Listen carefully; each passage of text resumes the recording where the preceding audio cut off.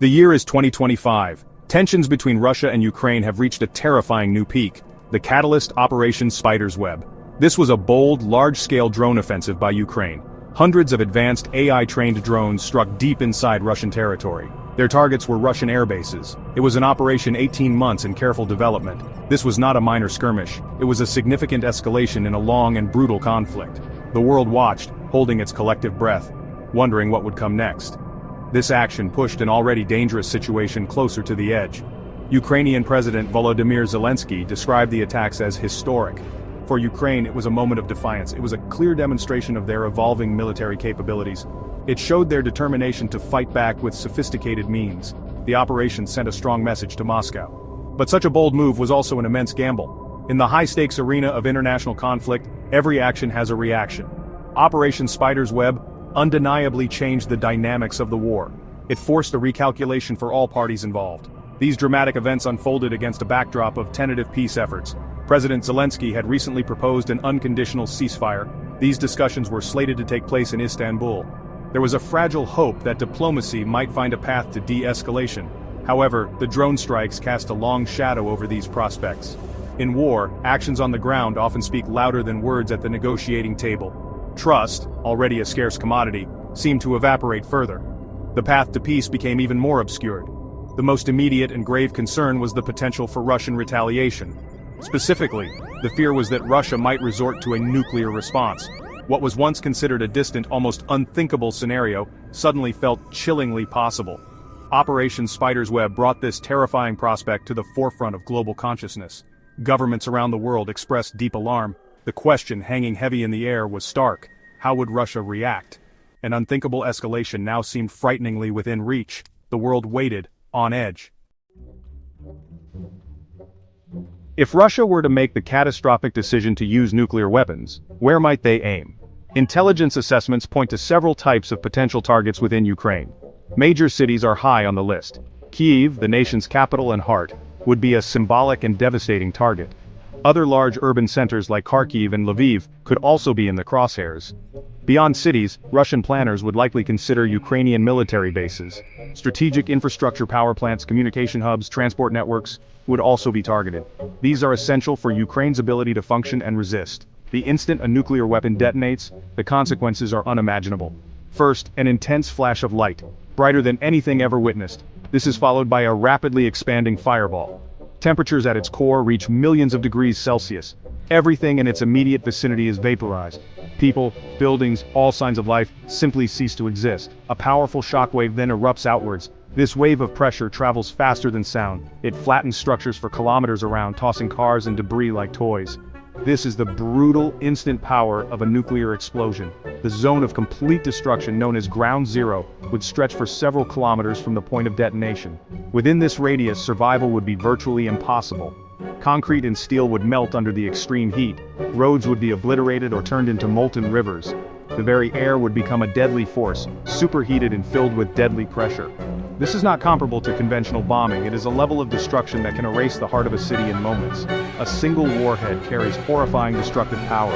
Beyond the initial blast and heat, massive fires would ignite across a wide area. These individual fires could merge into a colossal firestorm. Such a firestorm consumes enormous amounts of oxygen. It creates its own wind system, further spreading the flames. The environment itself becomes an inferno. Simultaneously, the explosion releases an intense burst of initial radiation.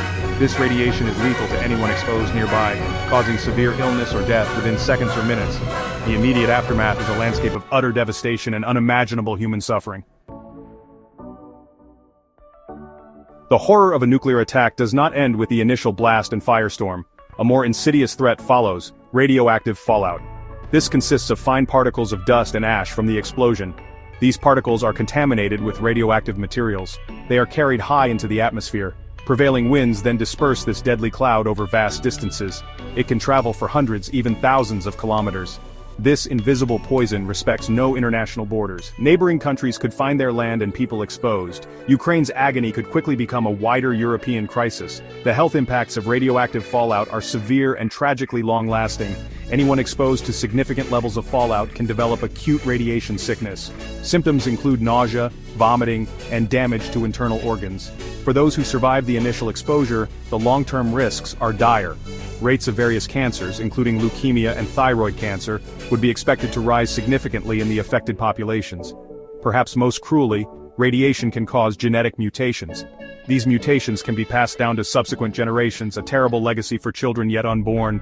Large areas contaminated by fallout could become uninhabitable for many years. In some cases, for decades or even longer. The soil would be poisoned, rendering agriculture impossible. Water sources including rivers and groundwater would become dangerously radioactive. Homes, towns, and entire regions might have to be abandoned. They would become modern-day ghostlands, silent monuments to a catastrophe. The environment itself would suffer profound and lasting damage. Wildlife populations would be decimated. Delicate ecosystems could collapse entirely under the radioactive burden. The challenge of dealing with widespread radioactive contamination is immense. How does one effectively decontaminate huge areas of land, forests, and urban centers? How does a nation provide care for potentially millions of people exposed to this hidden killer? The fallout would create a new, tragic category of displaced people, environmental refugees.